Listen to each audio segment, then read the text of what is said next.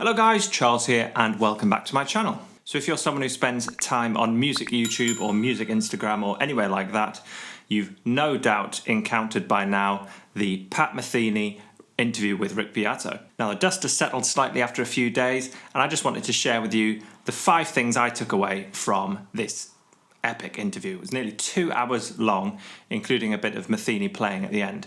So these are my 5 takeaways from that killer interview. So in no particular order, number 1, can you play quarter notes? So Pat was talking about people in masterclasses and lessons asking him about all the exciting outside stuff, syncopation, all the stuff that we really want to get our teeth into as musicians.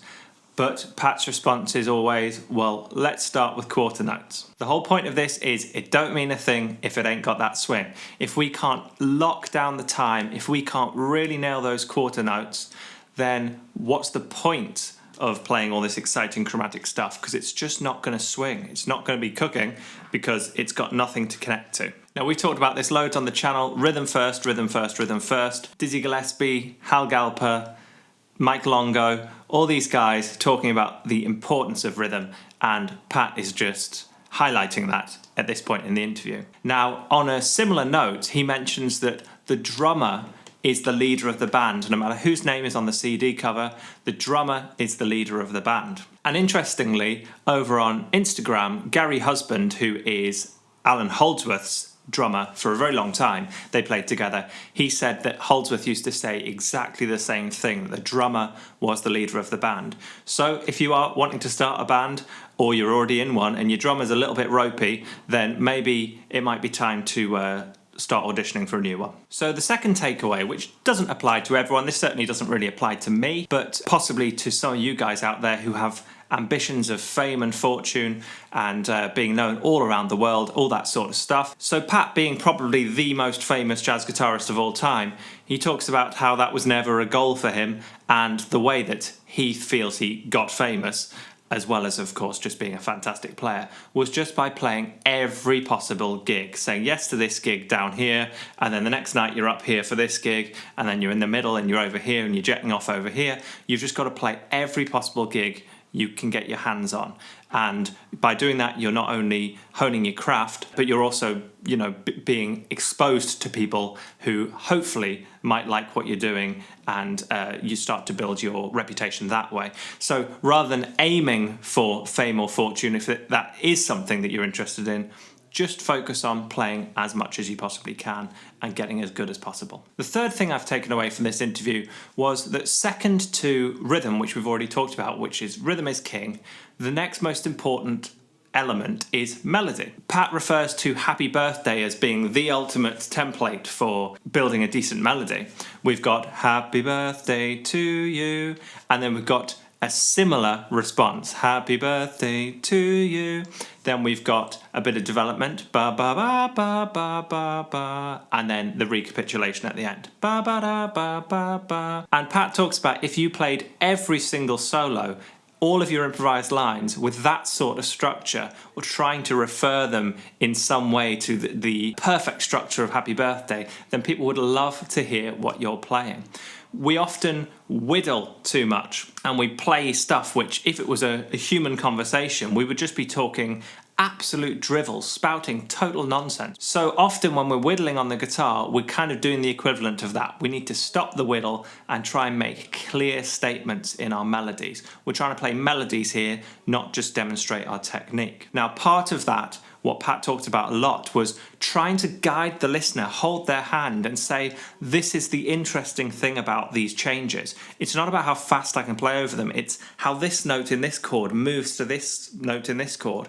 And you try and construct your melodies and phrases in such a way to highlight those interesting moves for the listener. For a really basic example, if you were playing over a C major triad and then the chord suddenly changed to a C minor triad, it would be foolish not to play the third degree, because the only notes that change are the E to the E flat in that example. So you try and construct your melodies in such a way where you get that fall from the E natural to the E flat. And if you take that approach with all of your melodies going through the harmony, the listener can always tell what's going on harmonically just by you focusing on melody. And just to add on to that, Tim Miller, another one of my very favourite guitarists, he has also talked about how he practices just trying to play nursery rhymes and try and make things sound like a nursery rhyme. Exactly the same idea as Pat's referring to here with Happy Birthday. Those basic melodies that are kind of ingrained in all of us.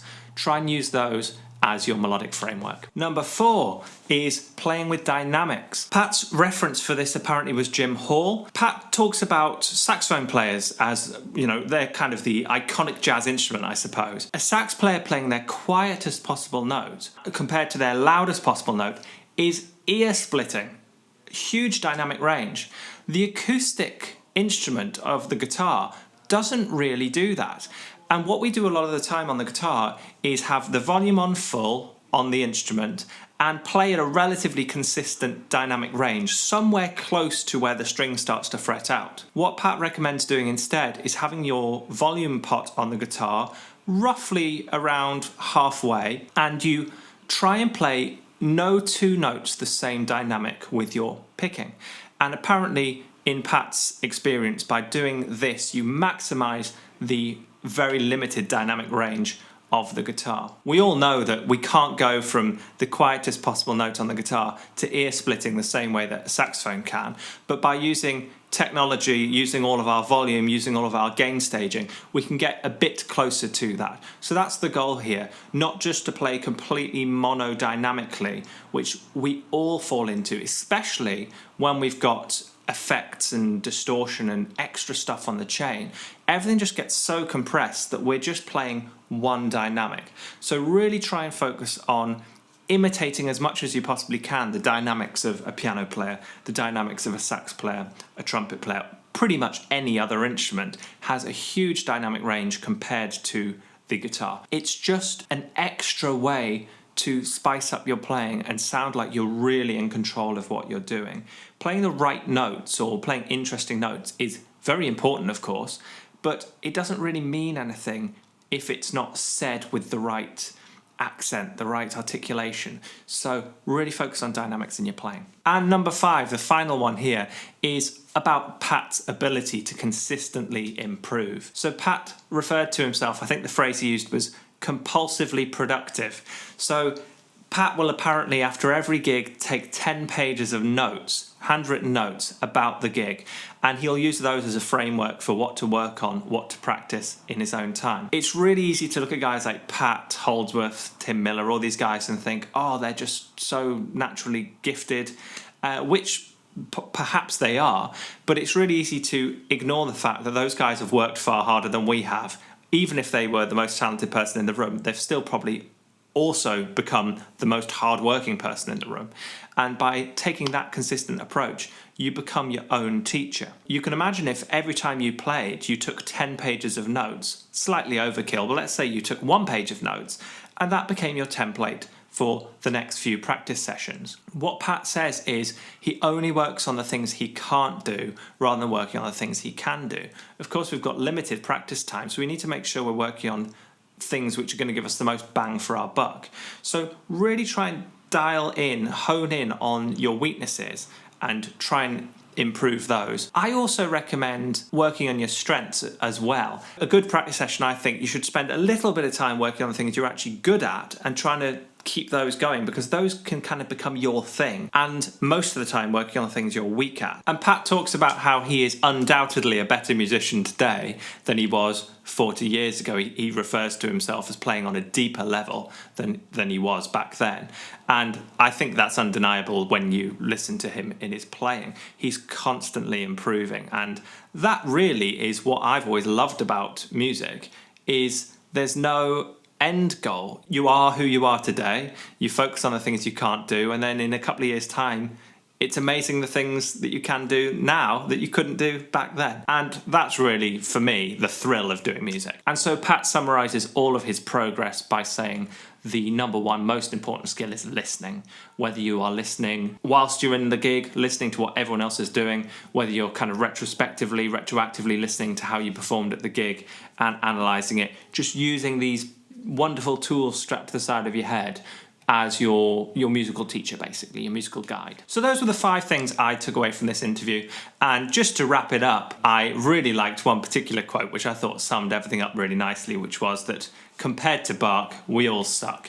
So no matter how well you're doing or how badly you feel you're doing, don't worry about it too much. That's just the destiny that we've all been given. Compared to Bach, we all suck. So if you haven't seen that video yet, head over to Rick's channel and check it out. It's a really great watch. Sit down with a nice drink and enjoy that. If you found that one useful, please do give it a like, subscribe, ding that notification bell, and share with any of your friends who might find these 5 pointers helpful. Maybe one day I'll be as big as Rick and I'll be interviewing Pat myself, who knows. And as always, I hope you're all doing very well, getting plenty of practice in, and I very much look forward to seeing you in the next one.